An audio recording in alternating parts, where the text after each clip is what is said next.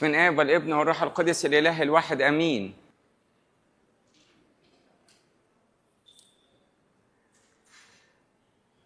أول ما الراجل يعرف يقوم بدورين ويتقن التمثيل وهو بيبكي ودموعه نازلة من عينيه يعرف يضحك الناس، وياخد في المسلسل ولا في الفيلم بدل الدور 3، دور الواد وابوه وجده كمان، يعملوا منه فنان ويحبوا انهم يكرموه، فيعملوا له مهرجان، وعلى المهرجان يودوه ويصوروه ويحتفلوا بيه ويقدموا له هدايا ومكافآت.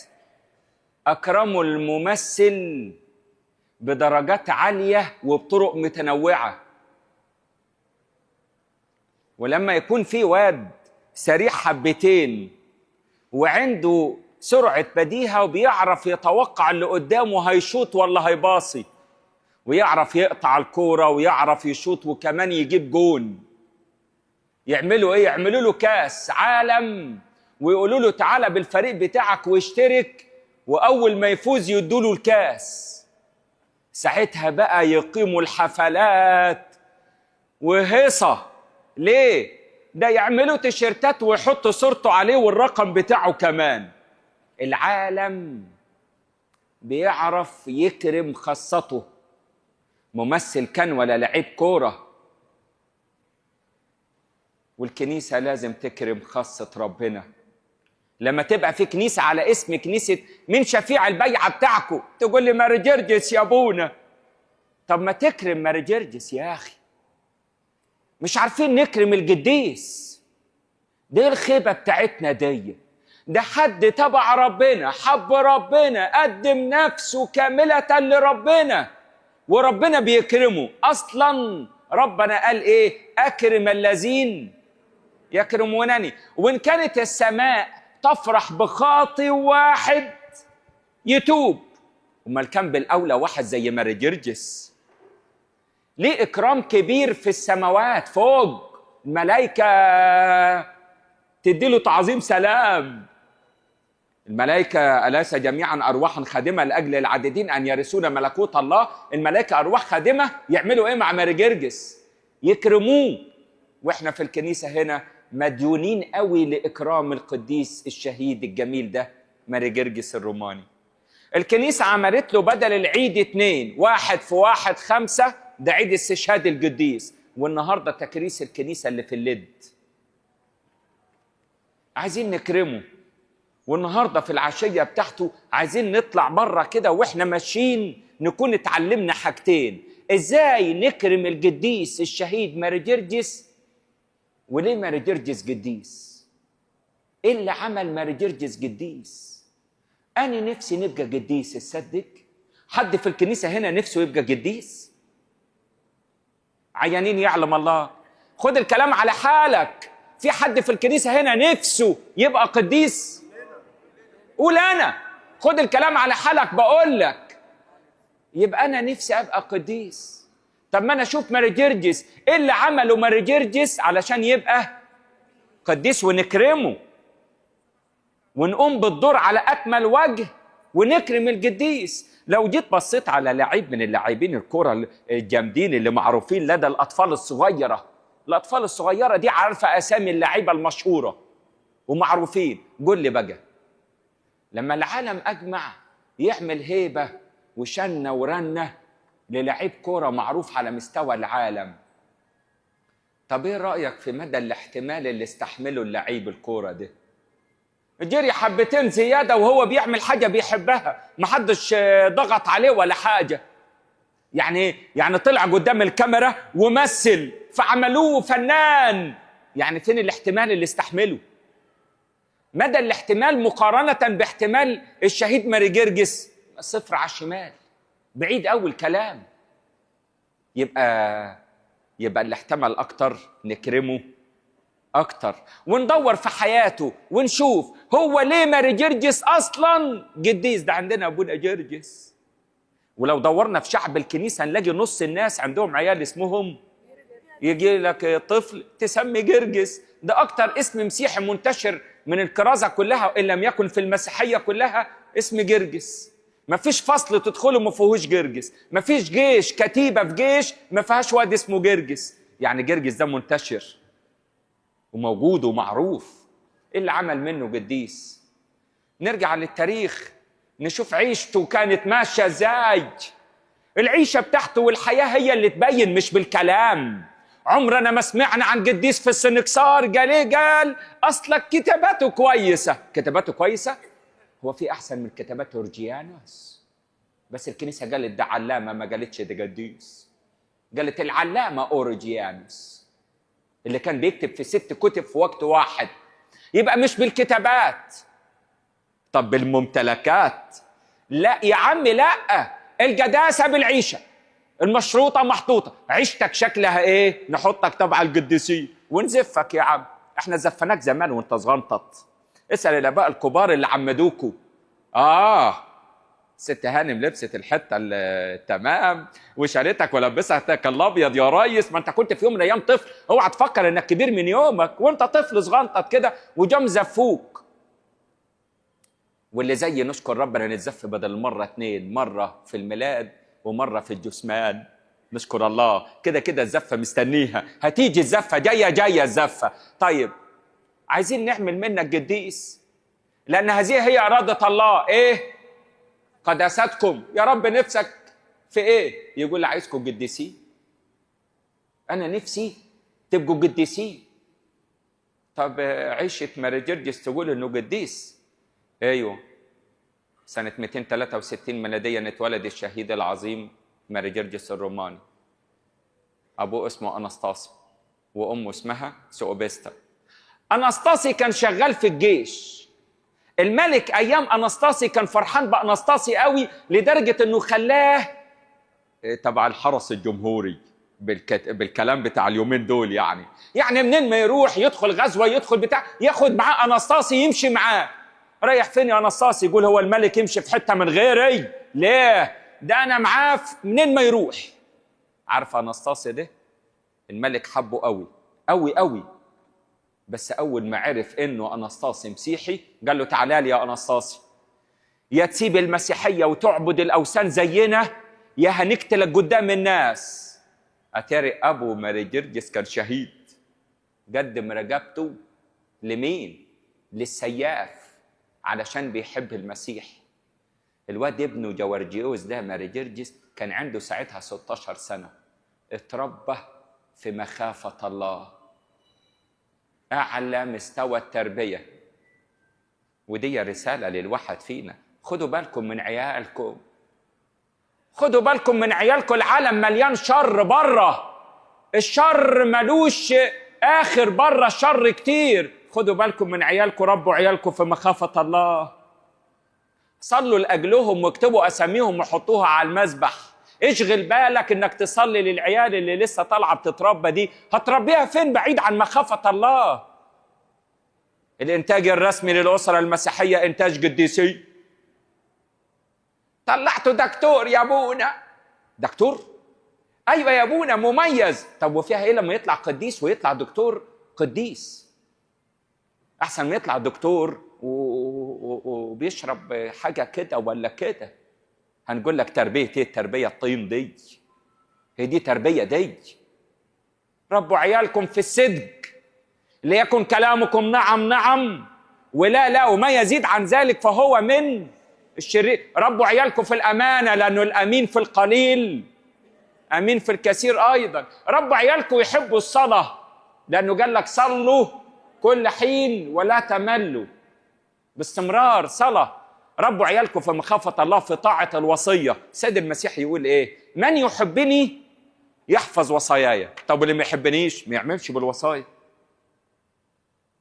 ايه العربون بتاع انك بتحب ربنا؟ تنفذ الوصايا.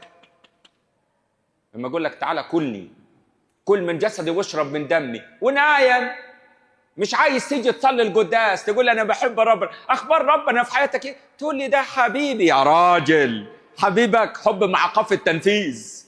بحبه وما بنفذش وصاياه وما بسمعش كلامه، ده مش حب بالمره. عايزين نربي عيالنا على كلمه عيب وكلمه حرام. لما الواد يبص على واحده ماشيه يقول له يا ابني عيب، ده من نظر الى مرأة واشتهاها فقد زنى بها في قلبه. ربيه على كلمه عيب. اطفي السيجاره اللي في ايدك دي، عيب. سجاير عيب وحرام، عيب وحرام. انت طلع لنا باختراع جديده؟ لا، انا اقول لك على حاجه، كل جنيه تجيب بيه سجاره انت تقدر تحوشه، تجيب كيلو دم في القصر العيني تحط الدم ده في جتة واحد هيموت ناقص دم، يبقى منحت حياه لبني ادم. ايه رايك؟ ايه رايك انه الكم قروش القليلين اللي هتجيب بهم السجاير ممكن تمنح انسان حياه من جديد بسبب انك محوش القرشين بتوع علبه السجاير؟ يبقى السجاير ايه؟ حرام وعيب، مش بتضر الجسد، والجسد ده وزنه قدام ربنا لازم على طول قدام ربنا اقوته واربيه. جسدي ادربه واقوته واربيه واخاف عليه قدام الله، لان دي وزنه. هيقول لي اديني الوزنه اللي انا مديها لك دفنتها ليه في التراب. خلي بالكم، اصلك احنا ما بنربيش عيالنا على حسب ما بنقول لهم. شفتوا اناستاسي عمل ايه؟ قدم رقبته للاستشهاد. طلع له جرجس ابنه عمل ايه؟ قدم رقبته للاستشهاد. زي ما بنعيش عيالنا بتطلع. خلي بالك يا غاليه، لو بتتكلمي في التليفون مع اختك وتقولي لها يعني بصي ما تقوليش لجوزك، انا ما رضيتش اقول له، خلي الموضوع ده بيني وبينك. بنتك سامعه انك بتخبي حاجه على ابوها، لما تيجي تخبي عليكي بقى لما تكبر وتبدا تعرف زيد وعبيد وتبدا تخبي عليكي، ما تقوليش انا مش عارفه البت دي طالعه كده ليه. يا حبيبتي شبهك، واخده منك وشاربه من عمايلك، مش بتداري على ابوها وسمعتك في التليفون فبتعمل زيك. اصلك التعليم والتربيه بالتلقين والكلام في المدارس ومش نافع، امال في البيت يبقى ايه؟ اوعى تعمل زي اللي في المدرسه. صدق ما تنفع خالص التربيه زي تربيه المدرسه. المدرسه هيحفظوهم، واول ما يمتحن ويجيب صدقني 100%، وسيبوا ال3 شهور بس دول وطلعوا مصيفين 3 ولا بتاع، واسالوا في اي سؤال ما يجاوبش. ميح هو بيذاكر عشان يحط اللي ذاكره في الورقه، ينجح يجيب درجات عاليه. هات لي ايس كريم بقى يا بابا، خلاص انا كده جبت اعلى الدرجات، تعزمني في كنتاكي. يلا وديني يا بابا، فسحني يا ابويا. ليه؟ انا جبت الدرجات العاليه وبعد تلاقيه نسي. اوعى نربي بالكلام، اوعى نربي عيالنا بالكلام. ما نجرجس تربى تربيه في مخافه الله. عارف لما حضرتك تبقى قاعد قدام التلفزيون، بسم الصليب، كل ده التلفزيون عنديكم ده بيتشفط ده كده ولا ايه؟ بيتمط. لما تبقى قاعد قدام التلفزيون وتيجي حته بايخه كده في المسلسل ولا في الفيلم، حاجه بايخه يعني 2 بيحبوا بعض والحب عالي وانت متنح في المشهد، ايوه ومركز، فالواد يبص عليك ويبص على الشاشه، يبص عليك ويبص على الشاشه. اوعى تفكر ان الواد ده لما يكبر مش هيتفرج على حاجه بايخه وتقول انا عايزه اخذ ولدي ده اوديه مركز لادمان الاباحيه علشان بدا يبقى قليل ادب ويتفرج على الحاجات البسيطه اللي بتقع مننا دي بتغرس في عيالنا طين وهباب، ما بتطلعهمش قديسين ابدا ابدا، ما ينفعش. تليفون يرن ما عايزش الرد انا على التليفون، فاقول لي بنتي ايه، خدي ردي وقولي لهم بابا دخل ينام بس استني لما اخش انام. تقول لي يا بابا طب ما احنا عايزين نقعد معاك. اقول لها استهدي بالله يا بنتي، ما انا مش عايز الرد وفي نفس الوقت هيرن 30 مره، ده رد عليه قولي له وانا هنخش ننام. ما انا مش عايز نكذب، هطلع بنتي كدابه، هتطلع كدابه لما نكذب. انا الحياه في مخافه الله، اوعوا تفكروها سهله. ده بقول لك ايه، اناستاسي عمل ايه؟ قدم رقبته للموت. فضل عايش جرجس مع امه و2 اخوات بنات، اساميهم صعبه ما عرفتش احفظها. والمهم كبر شويه، ابوه مات قدام عينيه. مش المفروض ده يحصل يا حبايب؟ لما ابويا يموت قدام عينيا يبعد عن المسيحيه؟ لا، ده تزاد ايمانا. للناس اللي بتقول هي طريق ربنا طريق صعب، ليه؟ ده المره الوحيده اللي السيد المسيح الزم فيها التلاميذ متى ألزم السيد المسيح التلاميذ؟ مرة في الكتاب المقدس في الأربع أناجيل. حد كده شاطر يقول لي؟ هو دايما يوصيهم وصية جديدة: أوصيتكم أن تحبوا بعضكم بعضا. يؤمر الله الآن، يأمر جميع الناس في كل مكان أن يتوبوا، لكن المرة دي ألزمهم. متى ألزمهم؟ أن يركبوا السفينة. ألزمهم يركبوا السفينة. عارفين سمعوا كلامه أول ما ألزمهم وقال لهم ادخلوا البحر واركبوا السفينة. عارفين إيه اللي حصل؟ سمعوا الكلام وركبوا، بس الموجة عليت والريح زادت وشافوا الموت بعينيهم. هي إيه أعلى درجات الضيقة في الدنيا؟ العيا، الحادثة، الاحتياج والفقر. أعلى درجة خالص هي درجة الموت. المسيح له المجد ألزم التلاميذ، لما سمعوا هذا الإلزام داجوا الموت. بس خلي بالك، لو وصلت في الضيقة لدرجة الموت، لدرجة عالية قوي من الاحتياج والضيقة والوجع، طالما انك ماشي في إلزام المسيح اللي قالك عليه وبتنفذ الوصية، تراه يأتي إليك ماشيا على الماء. يعني اللي فوق العقل جالهم ماشي على المية ده. ومش بس كده، ده قال لهم: خد يا انت تعالى امشي على المية. ندى على بطرس قال له امشي، وقام مشي على المية. ايه ده؟ اصل لما بيلزمني بأمر وانفذه، وهذا الأمر صعب جدا في عز الضيقة، خلي بالك، يأتي إليك ماشيا على الماء. يعني كل اللي فوق عقلك يتم بطريقة غير متوقعة. هو ده المسيح بتاعنا. طالب مننا علشان نوصل في القداسة نربي عيالنا في مخافة الله. نربي عيالنا في مخافة الله. عايز حاجة تاني مننا يا رب؟ يقول ممكن أتك على نقطة صغيرة، وهي بطلوا شكوى شوية. إيه حالك؟ شاكية وباكية وعايطة وحاكية وجايلة اللي جواكي وريتك مرتاحة باستمرار. يا ابونا استنى يا ابونا، عايز اقول لك على حاجه. البت يا ابونا، البت ما اتجوزتش يا ابونا، البت ما اتجوزتش يا ابونا. اعمل ايه في البت اللي ما اتجوزتش يا ابونا؟ يا ابونا ايه ده؟ مين قال لك انه بنتك دي جت في الدنيا دي عشان تتجوز بس؟ فيها ايه لما ما اتجوزتش؟ معيشه ملكه برنسيسه، وفي اميره. هو ايه اللي اتخلقت عشان تتجوز؟ فاهمينها غلط يا عيني. عادي طالما انها عايشه في مخافه الله. طب ايه رايك لو اتجوزت وشيلها الطين ونكد عليها وتيجي تقعد جنبك يغضبها ويبعتها عند امها تاني؟ ايه رايك؟ لا، ما تتجوزش وتعيش في خير ابوها احسن. ما تتضايقيش عليها. اصلك احنا ايه؟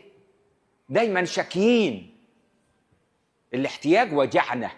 لما الدنيا غليت علينا والاسعار ولعت اتوجعنا يا رجاله. مش راجل وحاسس باللي بقوله، ده احتياج علينا. كل الدنيا اللي غليت وجعتنا كلنا، فبقت الشكوى في لساننا باستمرار. اقول لك ايه يا ابونا؟ بس صدق مطايقها. اقول له ايه دي؟ المصاريف؟ يقول لي لا، اللي ماسكه المصاريف.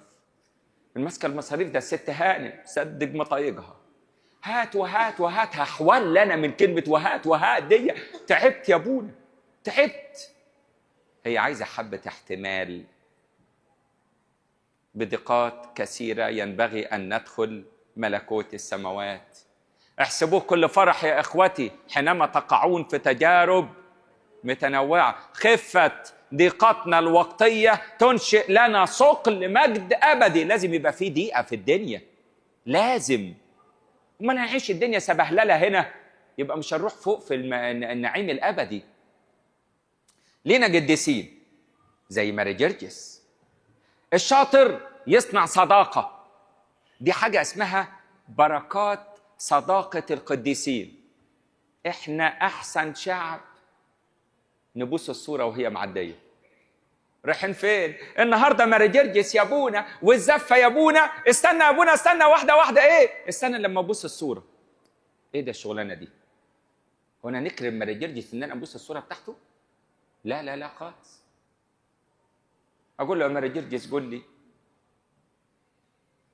يديك الشفاعه كلها، اشفع فيا وقول لي عايز ابقى قديس، اعمل ايه؟ اديني الطريقه، الخطوات المتبعه للوصول لدرجه القداسه. كراجل مننا نفسي ابقى قديس، اعمل ايه عشان اوصل للقداسه؟ القداسه التي بدونها لا يرى احد وجه الله. ادينا اشوف قد ايه في الدنيا اللي ربنا خلقها، ولكن كان في يوم من الايام كان في 2 مليون بني ادم، اللي ربنا انقذهم في الفلك كانوا 8 بس، والباقيين نزل عليهم الفلك وماتوا. يا رب انا عايز ابقى قديس، عشان شكلك كده يا رب انت مش هتخلي يدخلوا الملكوت غير القديسين بس. قدسني، عاوز ابقى قديس. يا مرجرجس قول لي الفوله فين؟ يقول لي اقول لك انا. انظروا الى نهايه سيرتهم وايه؟ وتمثلوا.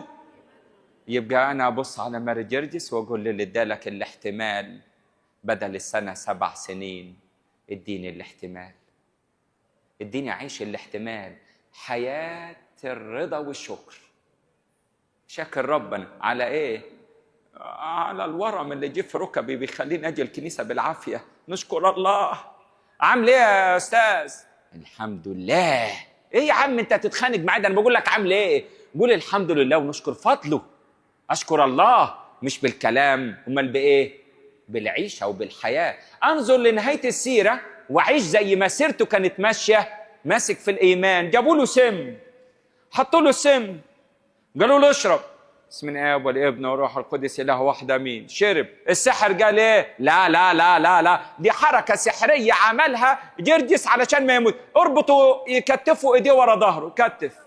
قال له اشرب، قال له اشرب من هنا ولا من هنا ولا من هنا ولا من هنا؟ قال له اشرب زي ما تشرب، بس المهم انك تشرب. رشم الصليب. شوف قوه فعاليه الايمان بالصليب توصل لفين؟ تنقذه من السم المميت. واحنا مش عارفين نرشم الصليب كما ينبغي. رشمنا للصليب، بنرشم الصليب على الحاجه يعني تخيل ابونا كده لما يكون في عشيه ولا في قداس ويجي بكل ايده يرفعها لفوق، السلام إيرين باصي. ايه يا ابونا؟ بيرشم علينا الصليب وانت بتتكلم مع اللي جنب منك، انت حاسس بفعاليه الصليب وعمل واشاره الصليب عليك. دي معناها ايه؟ يعني يا رب هات السلام الله الذي يفوق كل عقل وكبه على عيالك. هو ده النتيجه اللي نوصل لها، بس يعني علشان فعاليه الصليب ضعيفه مش مدركينها، يعني ادينا هو على ما تفرج. عايزين قديسين في الكنيسه، عايزين قديسين. عارفين لو حضراتكم قديسين فعاليه الطلبه اللي بتصرخوا بيها وتقولوا لي ولا روحك ايضا تعمل فيا فقدم توبه صادقه وابقى معاكم من ضمن القديسين. كان كلام مش كلام قديسين. مش هنبص في الصور، مش جايين نلف وزفه ونتبع اتباع اهل العالم بالزغروطه. يا ستي اللي كنت بالزغراطي الله يسامحك، ربنا يرحمك ويسامحك. العالم بره لما يحتفل بالفنان يزغرط ويسقف، في الكنيسه كل مهابه وخشوع لبيت الله، بكل مهابه وخشوع. زغرطه ايه اللي انت فرحانه بيها دي؟ ده انت تاخدي من الصوره وتقولوا له اللي ادالك احتمال يديني، قويني وخليني يبقى عندي ايمان، احب الصليب وامسك في الصليب واشاره الصليب طول ما يعدي من جنب منك. ابوس رفات القديسين. خلي بالكم القديسين ليهم مكانه عاليه، ده من غير الشهداء كان زماننا مش مسيحيين. هو ايه اللي وصل الايمان لينا غير الشهداء اللي بذلوا حياتهم ودمهم علشان الايمان يوصل لحد عندنا؟ ما كناش هنبقى مسيحيين يا مسيحيين. نشكر القديسين، نشكر ربنا على وجود القديسين الشهداء دول اللي بذلوا دمهم علشان الايمان يوصل لحد عندنا. احتملوا كتير علشان خاطرنا. مش تقول لي انا ما اعرفش ماري جرجس ده، ما تعرفوش ليه؟ لا ده المسيح. اقول لكم على حاجه في العهد القديم، لما كان موسى بيتمشى في ارض مديان في البريه وماشي، بالرغم انه اتمشى في الارض دي 40 سنه، يحصل ايه؟ يحصل يلاقي العليقه مشتعله والنار لم تاكل اغصانها، لم تحرق اغصانها. فقال اميل لانظر لماذا تشتعل النيران في العليقه والنار لم تاكل اغصانها. فربنا قال له اخلع نعليك من رجليك لانه الارض اللي انت واقف فيها ارض مقدسه. فقال له انت مين؟ انت مين يا رب؟ قال له انا اله ابراهيم وإله إسحاق وإله يعقوب. ربنا لما أراد بالتدبير الإلهي إنه يظهر لموسى النبي ويقول له هو مين، مرضيش يقول له أنا الذي كائن منذ البدء، أنا خالق السماوات والأرض وأنا صانع العجائب والمعجزات، أنا الذي لي السلطان المطلق، أنا الذي أشبع كل حي من رضايا. ما قالوش كل الكلام ده. أمال قال له أنت مين يا رب؟ قال له أنا إله إبراهيم. نسب نفسه لأبويا إبراهيم. مش هو ده إله ماري جرجس برضه ولا إيه؟ بينسب نفسه للقديسين، بينسب نفسه للي بيتقوا ربنا ويكرموا ربنا في حياتهم. يبقى ربنا ده بتاع مين؟ بتاع القديسين. أنا نفسي أقول له ربي وإلهي، يبقى حطيني من ضمن القديسين. لما لقى الشر زاد والفساد الأخلاقي والنجاسات ملأت البلد في سدوم وعمورة، قال إيه؟ قال أنزل نار وكبريت من السماء أولع في كل الناس، ولكن هل أخفي على عبدي إبراهيم ما أنا قد أفعل، ما أنا صانع؟ لا، هرجع لأبويا لإبراهيم أقول له على ده إبراهيم ده خليل الله صديق الله. هرجع أقول له يا إبراهيم أنا هعمل الأمر الفلاني. قال له ديان الأرض كلها لا يصنع عدلا، أتهلك البار مع الأسيم. أنت بتقول إيه يا إبراهيم؟ قال لك أنا براجع ربنا في الكلام اللي قال عليه. مشيئة الله يحرق البلد، إرادة الله يولع في الناس، ينزل عليهم نار وكبريت، لكن أنا تدخلت في إرادة الله وناقشت الأمر وتحاججت معاه. يا رب أتهلك البار مع الأسيم، أديان العدل كله لا يصنع عدلا. فيقول له عايز إيه؟ يقول له لو لقيت 50 تسامحهم؟ يقول له ماشي. مفيش 50 يا إبراهيم. طيب لو 40 30، طب لو 20، أتسمح لي هذه المرة أن أقف وأتكلم أمام الديان العادل؟ قال له قول. قال له لو لقيت 10 تسامح البلد كلها بالملايين اللي فيها؟ قال له ما فيش. عارفين يا حبايب لو في 10 كويسين كانت البلد ما ولعتش. 10 بس كويسين ما كانتش البلد ولعت. احنا كنا بنبكي بدل الدموع دم لما بيبان الكنيسة اتقفلت في وشنا أيام كورونا. لو كان في 10 كويسين ما كانتش البيبان اتقفلت. يا أبوي عطين وشيل الطين. كلام صعب متعب. يعني ما فيش 10 كويسين. كان عايز 10 كويسين بس يرفع الوباء والبيبان تتفتح، بس سمح ليه بقفل البيبان. بيدور على 10 كويسين. ده أمر صعب للغاية. لو واحد كويس في البيت يملى البيت بركة. واحد منكم يبقى كويس في العمارة اللي حضرتك ساكن فيها، يا بتاع مصر الجديدة إلى العمارة كبيرة.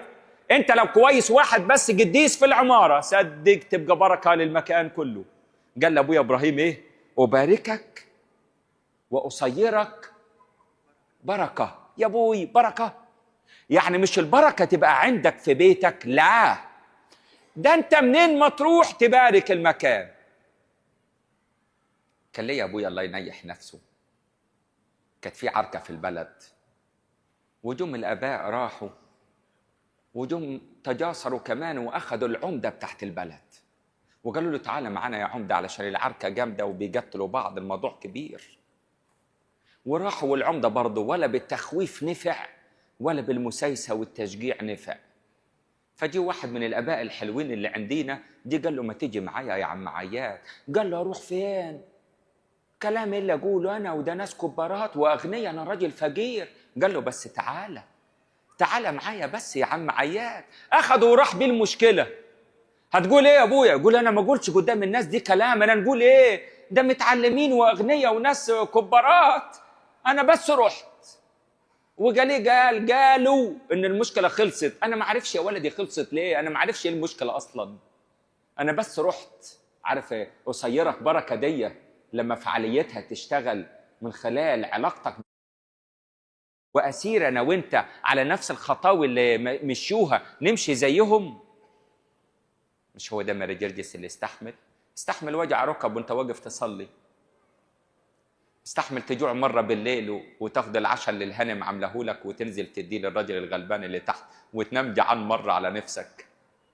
على نفسك كده، دوق طعم الجوع، دوق طعم الوجع بإرادتك، بدل ما يجيلك من بره غصب عنك تبقى مشكلتك مشكلة. دوقه بإرادتك مرة. قول أنا النهاردة سهران هصلي طول الليل بدموع عينيا. ليه؟ عشان ربنا يغفر خطية فلان. ايه ده انت حاطط كتفك وشايل ايه؟ يقول لك انا شايل خطية اخويا، مش احتياجات اخويا، ده انا شايل خطيته بصلي عوضا عنه. بعمل مطنيات ونازل اصلي وابكي قدام ربنا، اقول له يا رب، يا رب اغفر لي خطيتي اللي اخويا عملها. نساب الخطيه. قال ايه بولس الرسول؟ قال له انا اوفي، هو مديون بس انا اوفي عوضا عنه، بقدم توبه عوضا عن اخويا اللي مش عاوز يتوب. ما ده سكه من سكك القداسه. سكه القداسه مش بالساهل، مش انك تيجي باشا سلطان ولما يجي ابونا يقف على المنجليه ويقول اللي ما حضرش قرايه الانجيل ما يتناولش. ليه يا ابونا؟ ايه الشغلانه دي؟ يعني اللي ما حضرش ما يتناولش؟ ما نتناول يا ابونا، احنا جايين يا ابونا عايزين نتناول يا ابونا، اتاخرت راحت عليا نومه مش مشكله. صدق ابونا بيحطك على الطريق السليم وبراحتك يا عم. يعني هو اللي تناول بعد ما نفذش كلام ابونا بيجي قديس؟ ده راضينا العمليه والصحه النفسيه اللي فيه بس، لكن ما طلعناهوش خطوه لقدام في حياته الروحيه. لا نفذ كلام الكنيسه وتعالى اقرا الانجيل، لانه كلمه الله تغسلني فابيض اكثر من الثلج، وقال لي انتم انقياء من اجل الكلام الذي كلمتكم به. نفذ بس الوصيه. ده من يحبني يحفظ وصاياي. احط الوصيه في التطبيق العملي وليس في الكلام وحفظها. ما قال لي الشاب الغني ايه لما راح له الشاب الغني؟ قال له قول لي ماذا اعمل لارث الحياه الابديه؟ قال له احفظ الوصيه. قال له ده انا حافظها من وانا صغير. قال له لا اقصد اعملها. مشي مضى حزينا، ما كانش عايز يبيع. القديس الأنبا شيشوي، القديس الأنبا شيشوي عشرات السنين في نهاية أيامه في الدير، قداسة عالية قوي والكل بيشهد له في قداسته. ولما جه يموت يتنيح، اتلموا حواليه ولاده الرهبان المحبين ليه، جم حواليه كده ياخدوا بركته قبل ما يموت. فقال لهم ايه؟ قال لهم يا آباء صلوا لأجلي. قالوا له نصلي لأجلك ايه؟ قال لهم نفسي يا رب أن يديني فرصة أقدم توبة قبل ما أموت. قالوا له توبة؟ أنت لسه عايز تتوب؟ قال لهم أيوة أنا نفسي أقدم توبة، ربنا يديني فرصة أقدم توبة وأتوب قبل ما أموت. سمعوا صوت من السماء بيقول ائتوني بتائب البرية. تائب البرية يقول عايز فرصة أتوب. ولما اجي اقول لك انت مين اب اعترافك؟ تقول الله يريح نفسه تنيح في 96. انت من 96 ما اعترفتش؟ ما انا ما بنعملش حاجه يا ابونا. شايفين نفسنا احنا احسن الناس واحنا اشر الخطاه. القديسين هم اللي بيقولوا ارحمني يا رب انا عبدك الخاطئ. بس هم دول القديسين اللي بيقولوا كده. يعني عارف العشار والفريسي دخل قال له يا رب انا لست مثل باقي الناس وبعشر الفلوس اللي معايا، ولست مثل الخاطفين ولا الزناه ولا زي العشار ده كمان. لكن العشار قال له ارحمني يا رب انا عبدك. مين اللي خرج مبررا؟ اللي يدخل بكل مهابه وخشوع الكنيسه ويوطي راسه ويقول له اما انا فبكثره رحمتك ادخل بيتك واسجد امام هيكلك بمخافتك. ارحمني يا رب انا عبدك الخاطئ. صدقني ده اللي يروح مبررا. هي سكه التوبه وسكه القداسه للدرجات دي صعبه يا ابونا؟ لا ده في سكه سهله خالص. ابويا حبيبي حكى لي على حدوته على واحد، ابويا لوجا صدروس. يقول ايه قدس ابونا ده؟ يقول في واحد اسمه عم سمعان سنه 1950 كان شغال زبال، وهو رايح الشغل بتاعه يروح يقف على باب الكنيسه عشان ريحته وحشه ولابس لبس وكان لابس برنيطه كده. يروح على باب الكنيسه يقلع البرنيطه ويقول له صباح الخير يا ربي يسوع، اقف معايا وارزقني. ويلبس البرنيطه ويروح الشغل. يفضل يشتغل طول النهار وبالليل وهو راجع يعدي على الكنيسه. اول ما يدخل عند الكنيسه يجي قلع البرنيطه يقول له مساء الخير يا رب يسوع، شكرا على الرزق اللي رزقتهولي، شكرا، نتقابل بكره على خير لو سمحت. ويلبس البرنيطه ويروح. عمل الكلام ده عشرات السنوات.